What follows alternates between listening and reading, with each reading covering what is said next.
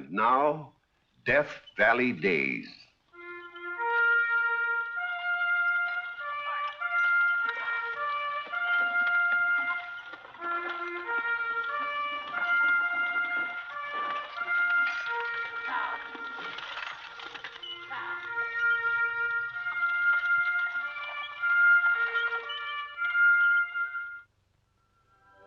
Howdy, folks.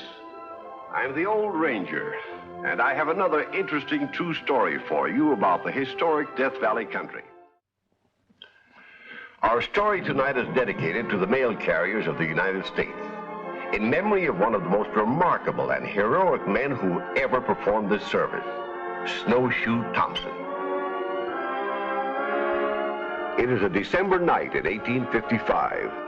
In the general store of Placerville, a gold camp on the slopes of the snow-covered Sierras, Jim Singleton, the storekeeper, is just announcing the engagement of his niece Agnes to a young Norwegian-born rancher, John Thompson. To the future, Mr. and Mrs. Thompson. A long life and a happy one. Hey, Fred Daniels. Mr. Mining Recorder, glasses up. Just because the best man won, you keep out of this.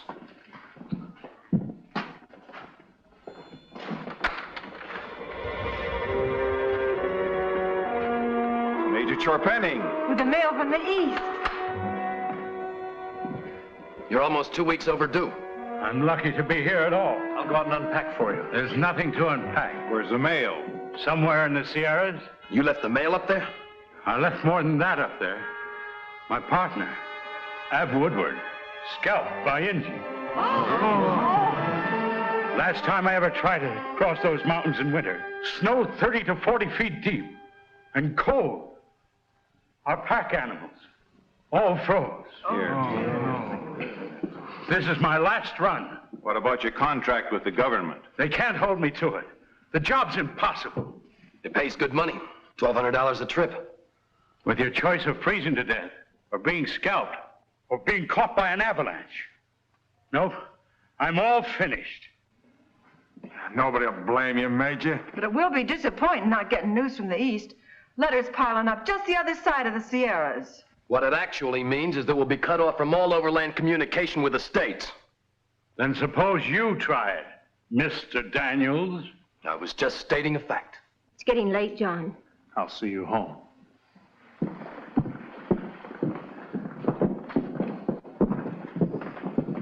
When do you two plan to be married?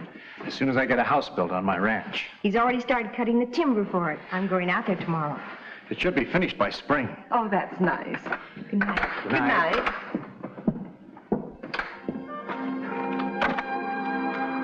I have a cherry bureau which belonged to my mother, and a platform rocker, and a lovely walnut sideboard that came all the way around the horn. We can add to them, John, as we, John, you're not listening. I was thinking about Chorpenning abandoning the mail service. It seems a pity.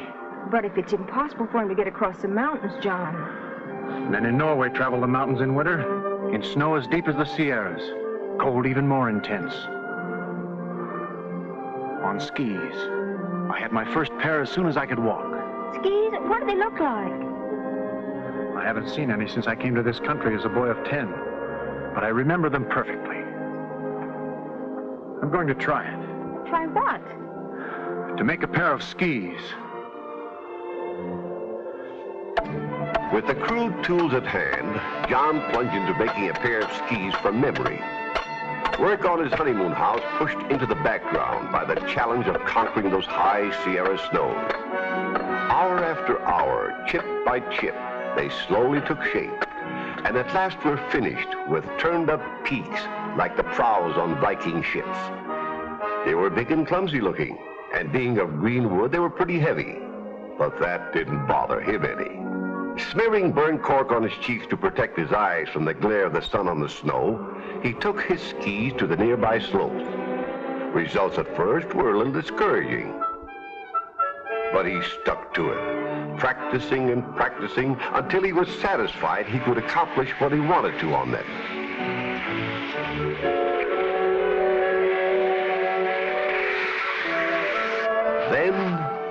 you're proposing to cross the Sierras on them things? Yeah. Alone? Yeah. The mail on your back? John, it's suicide. You'll never make it. Let him try since he's so all-fired sure. There's nothing to be afraid of, darling. Nothing. Blizzards and avalanches. You forget. My ancestors were Vikings. You can get lost. The trails will be buried out of sight. I'll have the rocks and trees to guide me by day and the stars by night.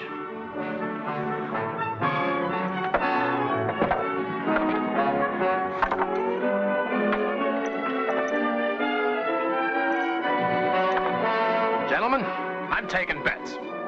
On what day in spring the body will be found. Step right up and... Stop it, Fred. That sack of mail weighs a good 75 pounds, according to the store scales.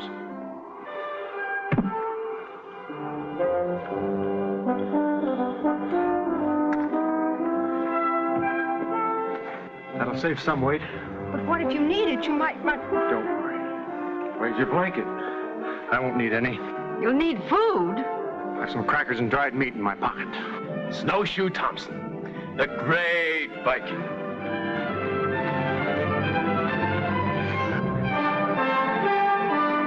No. Goodbye.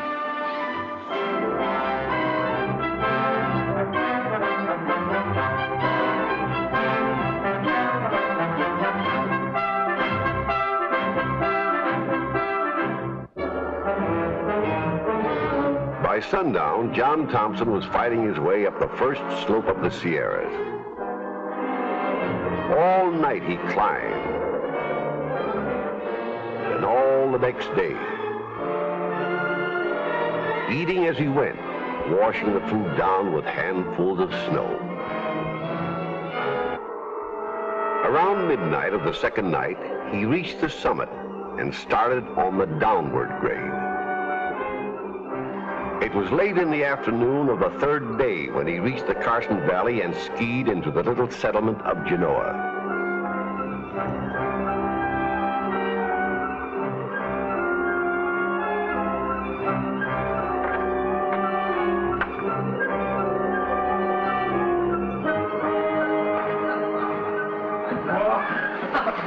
Anyone tell me where I can find the postmaster?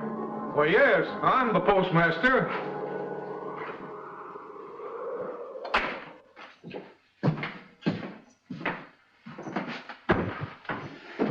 Hey, is that mail you have on your back? Yes, sir. Well, where you from, son? From Placerville. Placerville? Here you are, sir. You came all the way on foot? Well, yes and no. I came on these skis. Those oversized barrel staves? That's right. How long did it take you? 3 days. 3 days? Mister, the drinks are on me. Thanks, but all I want is some sleep. I can take care of that, too. There's a bunk in the back room. Good. If you folks have any mail to go west, I got a big pile of it. I'll be leaving first thing in the morning. Man alive. Can I ask you something, mister? What's your name? Well, just call me Snowshoe Thompson. Over 5,000 claims filed this past year, at $1 a claim. Why, that means you've made over $5,000. That's right. And all without budging outside my office. And I'll make more next year. People coming in all the time. Agnes, I tell you that... He's back! John's back! Oh, John, you're safe. Thank goodness. I've been so worried about you. So you couldn't make it. You had to turn back. Turn back. Nothing, you made a round trip. I don't believe it.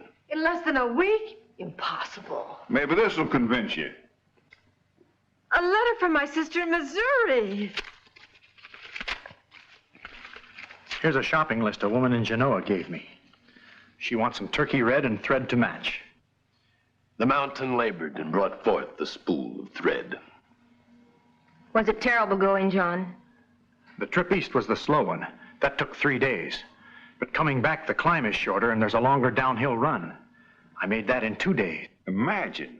And your penning was over 2 weeks. Next time, I'll know better what's ahead. You're going again? Sure he is.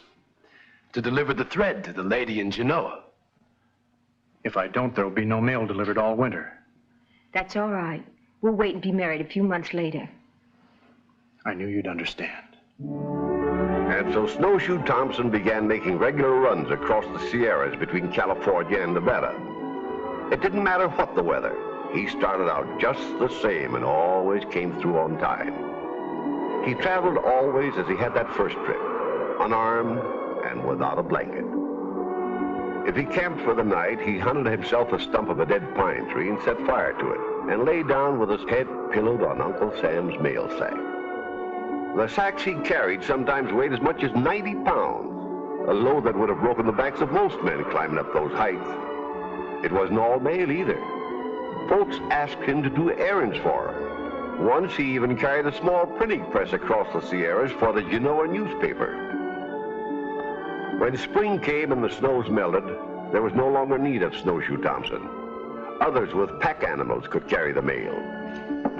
I'm so proud of you, John. Job you've done. Now we can be married. I mean, as soon as the house is built on the ranch.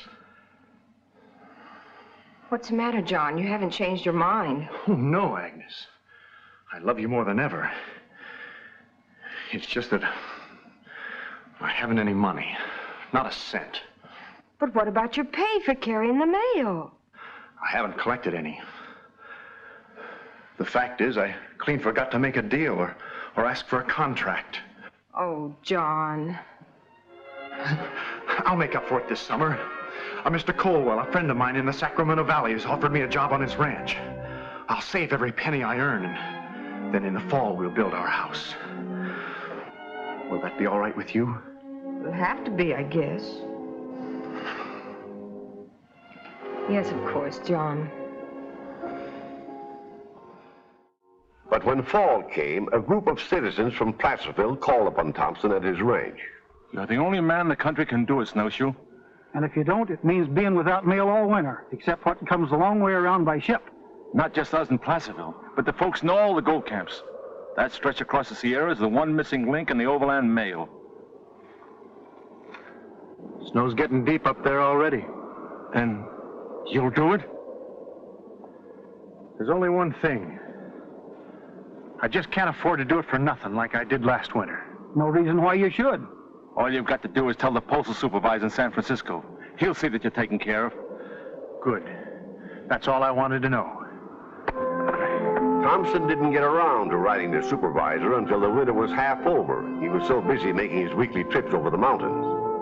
And when he finally got an answer towards spring... It seems Chorpenning still holds the government contract to carry mail between Salt Lake and the coast. Only now he's carrying it on the southern route, looping down by way of San Bernardino to San Diego. But that doesn't go anywhere near Carson Valley. But it is mail service to the coast. They can't very well give the contract to two parties.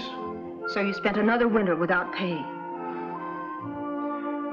I guess I'll have to hire myself out to Colwell again.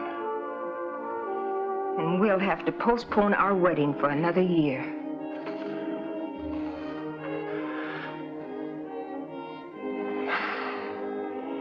Well, anyway, the timber for our house will be well seasoned. But when another winter rolled around, it was the same story.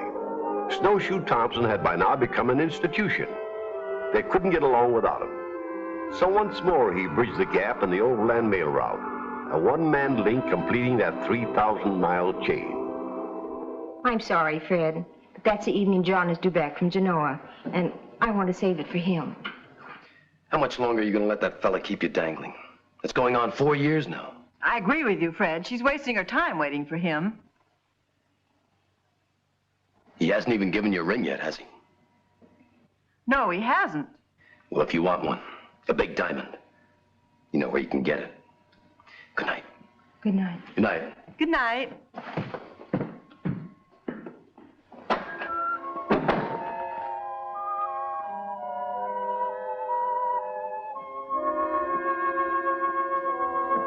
Agnes, you're a fool.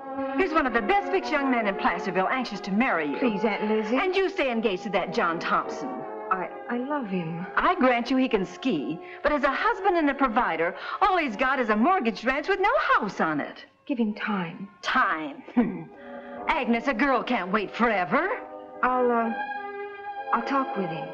The very minute he gets back from Genoa. Yes, Aunt Lizzie, the very minute he gets back. With another round trip to Genoa almost over, John skied steadily toward Placerville and Agnes, his personal problems far outweighing the mail sack on his back. They're right. It isn't fair to keep you waiting like this.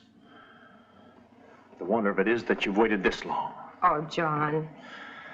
The only problem is the same old problem. Money? John, I have good news for you. Uncle Jim said he'd give you a job in the store for the summer at good pay. In the store?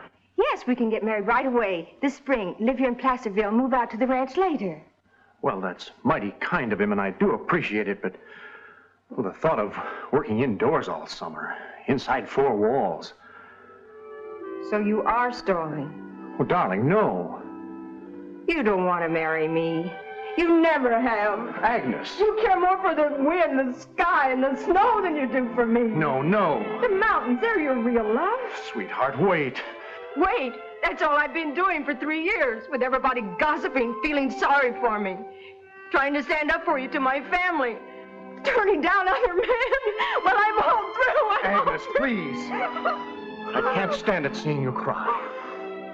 Of course I'll accept your uncle's offer. You will? And we'll be married. When? The winter's almost over. In a few weeks now, the passes over the Sierras will be open again, and I can quit the mail service. Say the first week in April? Is that a promise? I promise.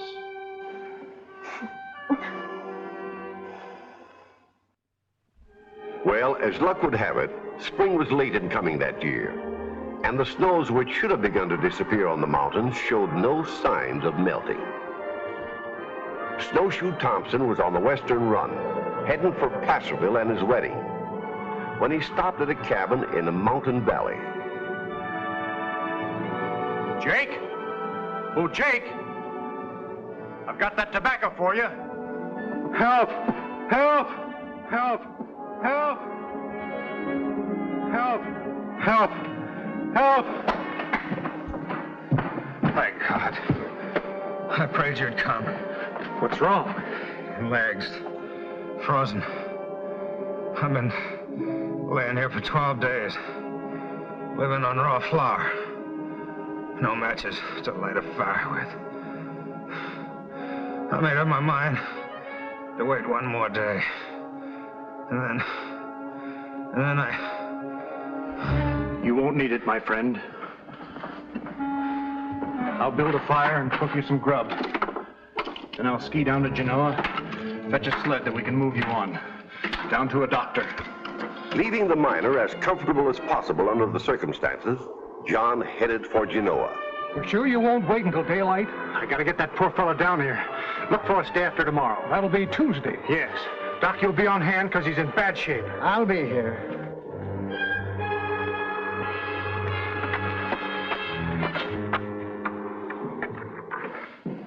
Is it really true you set the date? Of course it's true. My wedding dress is finished and the wedding cake is baked. I'll believe it when I see a ring on your finger. Then come to the house this Thursday evening. The ceremony's at 8 o'clock.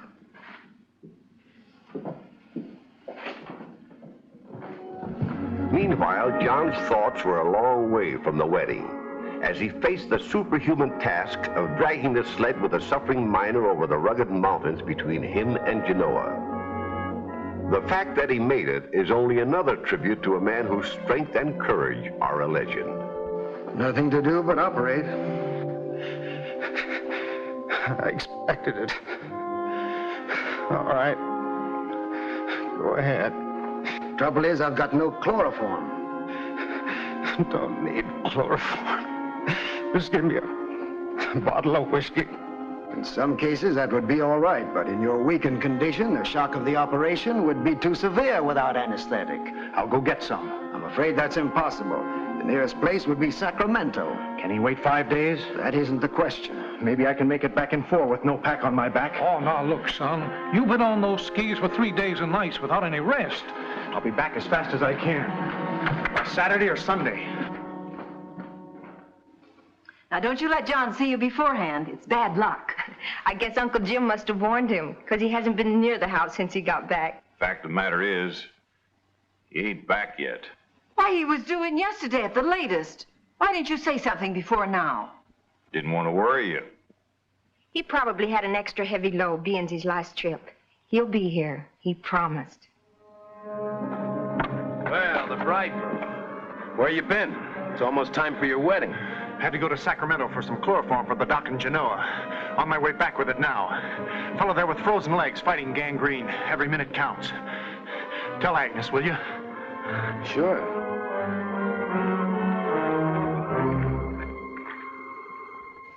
I can't believe it. Here in Placerville and not letting me know. Leaving town an hour before his wedding. I saw him. Talked with him. And he gave no reason? In too much of a hurry to get away. That don't sound like John. Whoa! It's the Grimeses. They always get places early. I'll tell him Agnes has been took sick. The wedding has been postponed. No. Tell them the wedding has been called off for good. Agnes! I wouldn't marry John Thompson now if he was the last man on earth.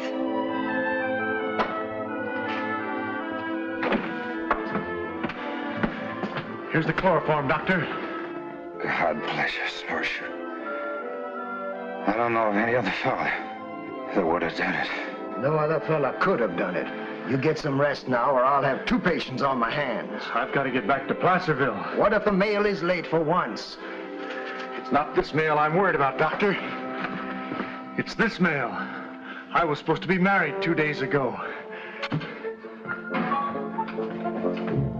If you ask me, he's got another girl in Genoa. Please.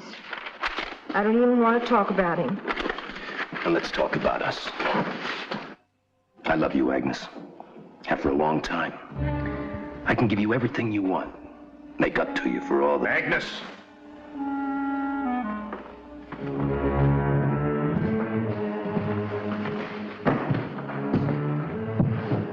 Take your hands off my girl. I'm not your girl any longer, John Thompson. Not after the way you treated me. I'm sorry, but every minute counted. I had to get back to Genoa. I know. To her. Her? A girl on each side of the mountains. Didn't you explain to her where I was? I don't know what you're talking about. I told you that night I met you why I couldn't stop. The doc was waiting to operate. That man would have died of blood poisoning, both legs frozen. Is that true, Fred? First I've heard of it. You lie. Tell me you lie. Tell her. I'll break every bone in your body. All right. I lied, Agnes.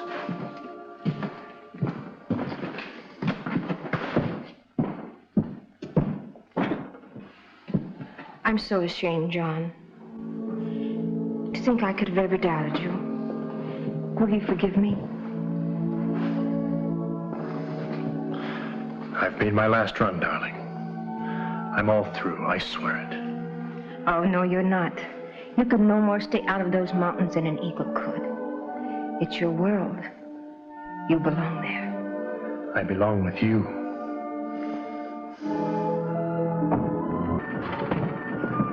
Welcome home, Snowshoe.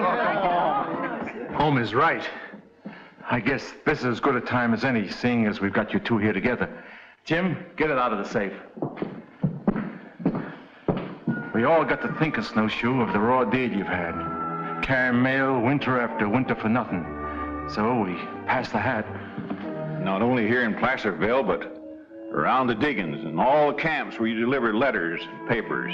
We can't pay you for what it's been worth to us. Anyway, there's enough to pay off your mortgage and build your house. It's our wedding present to you. Thanks. Thanks.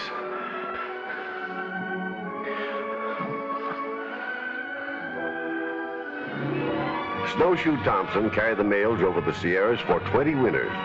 He died at his ranch at the age of 49 and lies buried beside his wife and son in the little cemetery in Genoa, where the mountains he loved and braved look down upon his last camping place. the father of skiing in the United States, and worthy forerunner of those couriers whom neither snow nor rain, nor heat, nor gloom of night stays from the swift completion of their rounds.